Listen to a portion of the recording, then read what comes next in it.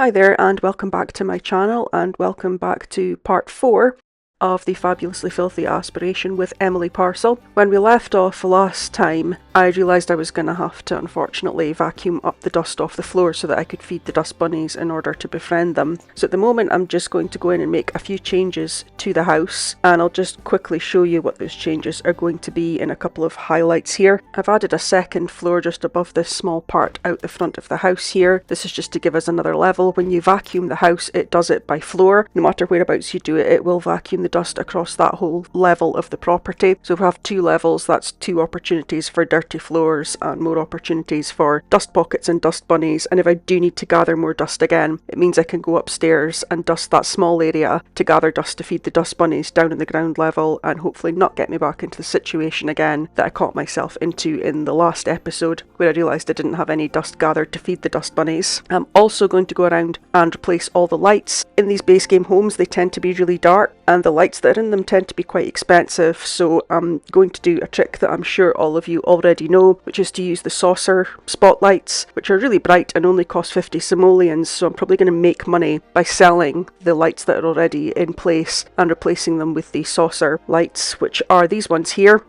And I'm just going to pick the smallest size. There's a larger size there as well, but they're both 50 simoleons, and as you can see they're much brighter than the lights that most of these base game homes have with them as standard. And I'm adding a ladder on just in the bedroom here to access this small second floor area that I've built, just so we can go up there when we need to vacuum. In terms of a vacuum cleaner, I'm just going to buy the cheapest one, which is this little handheld one here. Put that down there. That will be enough for the purposes that we need it for this challenge. And as you can see, what we're left with now, the house is much brighter with those new saucer lights in, which makes it a little bit easier to see when there is dust and when there is dirt gathering, and it just generally makes it easier and clearer to see while we're playing. I did quite like the dark for the dinginess of it, but I think it will be a little easier for visibility's sake to have it with these bright lights in it. If this kitchen dining area looks cleaner than it did before, it's not because anything's been cleaned up, it's just because I moved all the plates manually. I picked them up and moved them through into the bedroom and into the living room to still keep the dirt within the house, but to give space, because Emily, when she picks up the food, always goes to sit and eat it at that table. So to save her picking up a plate and wandering around trying to find a place to sit down, I thought it was easier just to keep the table clear, so when she leaves a dirty dish there, I am just moving it to another part of the house. And there we see again, that's that full moon revelry event popping up again, but if someone invites me to it, I won't be going along. It's Nox Greenberg calling. Is he inviting me to... Okay, he wants me to go and check out a dance party that's going on. It's actually happening in Ravenswood by the looks of it. I will just say yes and go along to that. It gets my fun need up, and again it'll let me build my friendship a little bit more with Nox. So a strange thing has happened there while I'm speaking to Nox. I've got one of those little pop-ups that looks like I've developed a bad behavioural characteristic that usually only happens with children or teens. I'm not sure why that's happened to Emily. She is a young adult, but I don't see anything in here to say that it's affected any of her characteristics, so that was a bit of a strange pop-up. And while I was looking for that, Nox has disappeared. So I'm going to just have a little look around because, like I say, I haven't really spent a lot of time exploring Ravenwood, so I'm just going to see exactly... Okay, I have been to this part before, the town square, but not over here where this graveyard area is. And that's the building there also where you can hold funerals, all set up and ready to go. I haven't used that in any of my playthroughs yet. And I'm just going to check out what these buildings here are. This is the Crypt of Eternity. I'm going to have Emily just explore the underground crypt because I'm curious just to see what that is. And again, she might find some artefacts or something there that we can sell on and make a bit of extra cash. And to be honest, I'd rather she did that than went to the dance party. If she goes to the dance party with her being a loner, having the loner trait, it's probably just going to be difficult and stressful for her. So I think she'll probably have a better time doing this. So Emily has found a loose brick, so she can remove the brick and stick her hand inside, or ignore and continue exploring. I'm going to remove the brick and stick her hand inside and just see if she finds anything. And we've got Wayland's hideout. A stranger is holding a box, but it's too dark to see its contents. We can rummage blindly or ignore and continue exploring. I'm going to rummage blindly and again see if we can find anything. I didn't get anything out of the last one. Oh, and this time I did actually get a reward out of this. I've found some epic loot has been added to my inventory, so we'll see what that is when Emily finishes exploring the crypt. when I got 333 simoleons. While Emily's in the crypt, I can see flashing at the bottom of the screen there that it looks like she's discovered part of her soul's journey, which is I'd just like some time to myself before it's all over. Spend time alone at a park. So we'll maybe try and check that one off. That isn't really part of what I was doing as part of this playthrough, but I'll maybe just do it just to get the aspiration points for it.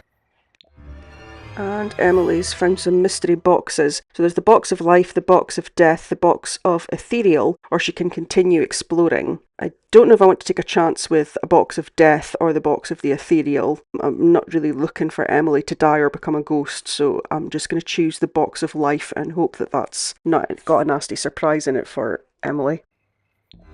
And now it looks like we've entered a tomb. We can light a candle and continue exploring or rummage the sarcophagus. I am not going to take any chances rummaging, I'm just going to light the candle and continue exploring. The longer Emily is in there, and she's been in there quite a while now, I'm starting to get a little bit concerned that something bad might happen. If that happens, I'll obviously have to remove all of this from the game because the point of this wasn't for her to die. So hopefully she comes back out okay. I did just get a reward there. That's because it's past 2 AM and she did watch the TV season premiere. Today was the day for the TV season premiere.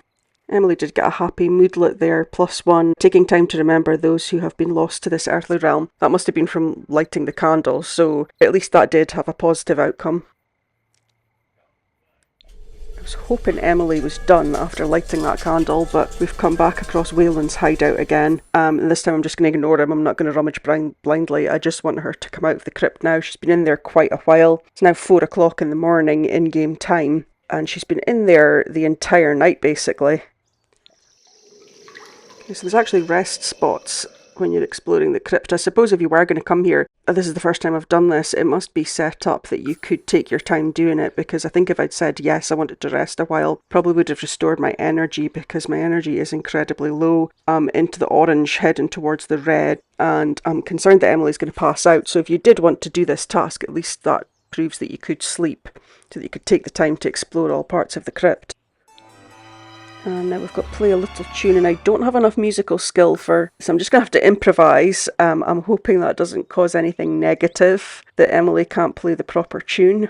Okay, so I've got the option to exit the crypts now because I wasn't able to play that tune, so I'm guessing if you can play the tune properly, it will allow you to explore further or go deeper into the crypts. It's maybe a good thing because I was getting a little bit tired of this. And as you can see there, Emily is cold from being around ghosts, she's dirty and she's incredibly tired and she needs the toilet, so definitely just going to take her home.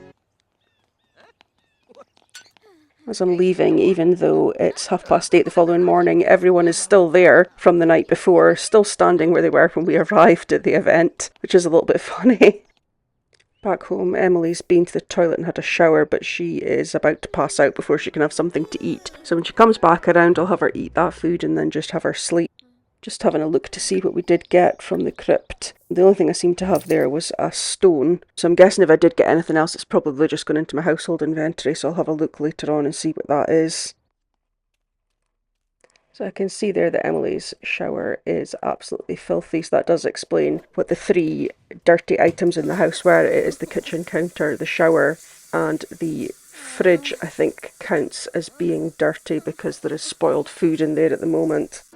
Knox Greenberg invited Emily to the romance festival. I don't exactly have a lot of relationship with him. I certainly don't have any romantic relationship, just a little bit of a friendly relationship. I just went just so that she had someone else that she could talk to in a friendly way to get her social up a little bit. But I don't know if it's worth pursuing anything any further with him, to be honest.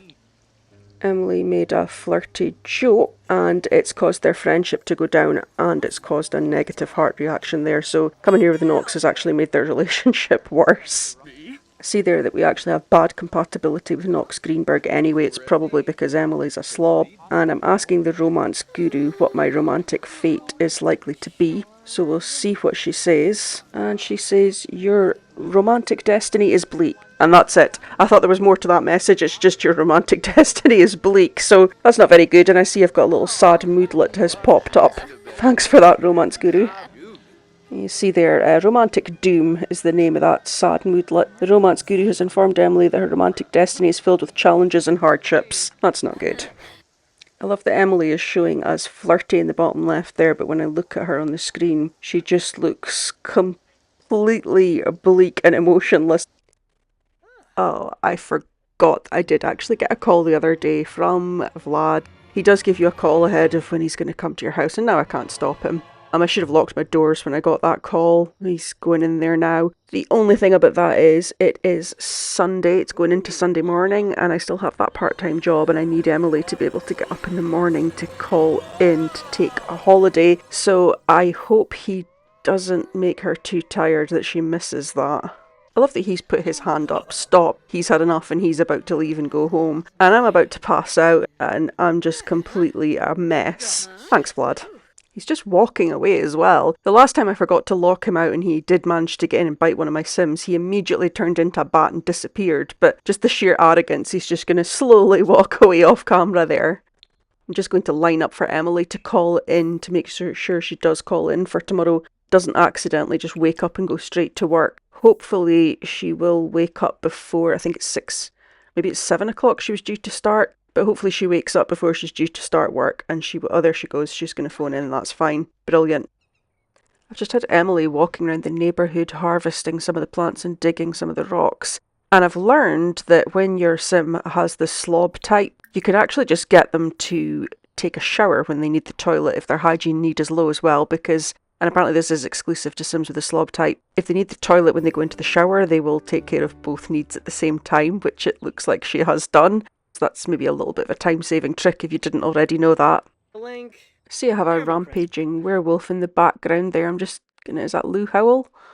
Yes, it is. Something I find quite interesting when playing this game, and I don't know if this happens to anyone else, that certain characters in my save files seem to go through the same fate no matter what I do, and in different save files, Lou Howell quite often dies quite early on in my game. I don't know what it is, but I find that he always seems to die early on, and the Sigworth family always seem to have a tragic life in my playthroughs, like children will die, usually in really weird ways as well.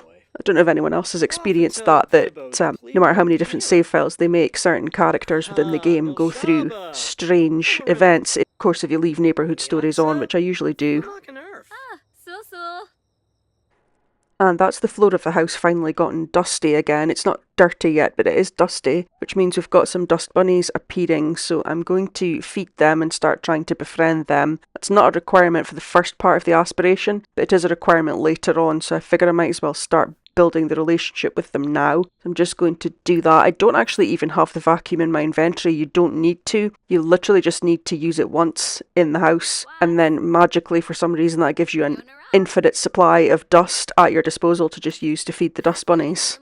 It's Johnny Zest at the door again. Johnny Zest has been calling and turning up at the door multiple times a day. He is the one that Emily definitely has the strongest relationship with, but he's not the only sim that she has some relationship with. He may end up being the sim that we woohoo with just because it's convenience that he keeps turning up, but we'll see how it goes. I got the pop-up to go to the Humour and Hijinks Festival and I accepted and just said I would take Johnny with me. And we've arrived next to Johnny's estranged parents. Good old Nancy and Jeffrey Landgrab there, that's not awkward at all.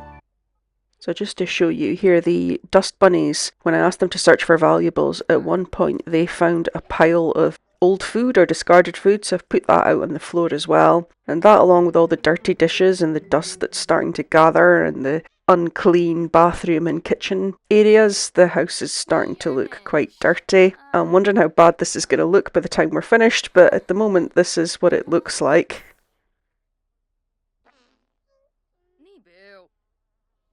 The pile of food that the dust bunnies find there, I've seen that before in other playthroughs. It actually looks like there's an eyeball in it. I think it's supposed to be an onion, but it literally looks like a monster that's been turned inside out or something. It's pretty disgusting. Johnny Zest was at my front door and he's just let himself in and flushed my toilet, which was all green and dirty because Emily never flushes it when she uses it. And now he's cleaning it. I was in the middle of feeding the dust bunnies. I'd lined up feeding all and petting all the dust bunnies. And while I was doing that, he's just let himself in to clean my toilet. I don't think that'll take away from the dirty object point on the aspirations, but I certainly didn't ask him to do that. Johnny just came over and started chatting to Emily while she was feeding the dust bunnies. And I see he's got an uncomfortable moodlet, which I think is to do with the fact that the house is now quite dirty, which is good because that means we're moving in the right direction to achieve the next few parts of the aspiration. Now Johnny's heading towards my fridge, and I think he's probably going to start cleaning dirty dishes. He is. He's cleaning the dirty dishes in the fridge as well. Which again, I didn't ask him to do. He's just automatically cleaning around the house because it's so dirty now. And just as I say that, I've achieved the next step of the aspiration, which is actually the first part of the aspiration complete now. That's one floor of the house become dirty, so it's no longer just dusty. I think it's probably this, and getting the pop up again there. I don't know if that's because both floors have now become dirty, because it looks like I'm still just at the first part of the aspiration there. But as you can see, there's now not just dust, there's actual piles of disgusting looking dirty dust as well. The floor is actually dirty rather than just dusty. So we're now on to the second part of the aspiration. One of the parts of the second step of the aspiration is to ask a sim to clean. So I've asked Johnny, and I see it's marked off, so he is obviously successfully going to go and clean now. He was already cleaning the house anyway, but it's actually asking them to do it and getting them to successfully go and do it. So that's 1 out of 3. So I'll probably just invite over a couple of other sims that Emily has a relationship with, and I'll ask them to clean as well, and that'll complete that part of the aspiration. When I asked Johnny to clean, I saw Emily started to climb the ladder, so I'm just going to hide the vacuum from her, just to stop her from vacuuming. So one of the steps of this part of the aspiration is to befriend a dust bunny, and I had seen online that because I was struggling to get any sort of relationship going with them, you have to feed them dust whenever the option to feed dust pops up, which it does probably every in-game 20 minutes or so. I've got 3 dust bunnies at the moment. 2 on that small upper floor area and 1 down on the main floor. And usually by the time I've fed all 3, I don't have long before I need to cycle back and start feeding the first one again. And I am kind of having to stay on top of it, and that's it finally letting me pet that one now. The advice I'd seen online said it takes 1 to 2 sim days. It didn't take me that long, but it probably took me about half a day of constantly feeding them. So if you are going for that part of the aspiration, just be aware that you need to keep feeding them whenever that pops up, and keep doing it. I'm not quite able to befriend the bunny yet, but I have been able to pet it. So I'm going to have to just keep feeding them for the moment to keep building the friendship. And that's me finally got the option to befriend one of the dust bunnies. So I'm going to do that now. Once you befriend them, they no longer disappear, even if you vacuum the house. So it should be safer for me to asking around other sims to clean. I won't be at risk of any of them accidentally vacuuming the house. Usually that's not an issue unless you hire a maid, because regular sims don't have a vacuum in their inventory, but just to avoid the risk of them being hoovered up, I thought I would just befriend a couple of them first, and Emily sharing a fart there with her dust bunny friend. You do also get the option to name the dust bunnies, and the default name it gives me is Bow, as in Bow Bun, because I see there's a lot of bun and bun jokes and puns put into this, so I'll just go with that name, and I'll see what default name I get for the other bunnies as I befriend them. And you can see there it's checked off in the aspiration that I have befriended a dust bunny. I only needed to befriend 1, but I am going to try to befriend the other 2 on the top floor, just because when you ask them to search for valuables, I've noticed that the better my relationship with them has been, the easier it has been to get them to search for valuables, and the more valuable items they've returned with. And even when they've just come back with simoleons, it's been a much higher value of simoleons that they've come back with. I've invited Knox Greenberg over. He's just let himself into the house, I suppose, because I did invite him over, and I'm going to ask him to clean. I think he's maybe going to empty my bin, or he's going to rummage for bits and pieces. He's rummaging for bits and pieces. Okay, so I will ask him to help clean the house, and then I'll invite over one other sim, and that'll give me the 3 sims invited over to clean the house. And that checks off the second of the 4 steps of this part of the aspiration. And I see I've got a nice happy moodlet there, Bunny Friends Forever, which you get from actually becoming friends with the dust bunny. It's quite a strong +3 happy moodlet, although it doesn't seem to last very long, but that's quite cute to see. I've befriended one of the bunnies on the top floor now, so I'm just going to give it a name as well. See what the game suggests. Cinnabon. Okay, so we've got Bow and we've got Cinnabon. The other bunny upstairs isn't too keen on me, so I might just stick with the 2 bunny friends for now. I also invited round Olive Spectre. I'm going to ask her to clean the house as well. But I notice my friendship with her has almost gone away completely, and see she's got an uncomfortable moodlet there. The last time she came round to my house, the friendship was dropping quite a bit. That is one of the downsides. Once your house becomes dirty and then filthy, it does negatively impact relationship building with other sims, just as in the same way when your house is clean, it positively impacts it. You can see there we're getting more little negative friendship buffs appearing. And Knox Greenberg is doing the throwing up on dust face because he's not happy with how dirty the house is. So that's checked off that part of the aspiration as well. So that's 2 out of those 4 steps done. We've befriended a dust bunny and we've asked 3 Sims to clean the house successfully. So I'm probably going to end this episode there for now. So thanks a lot again for watching and tune in next time for part 5.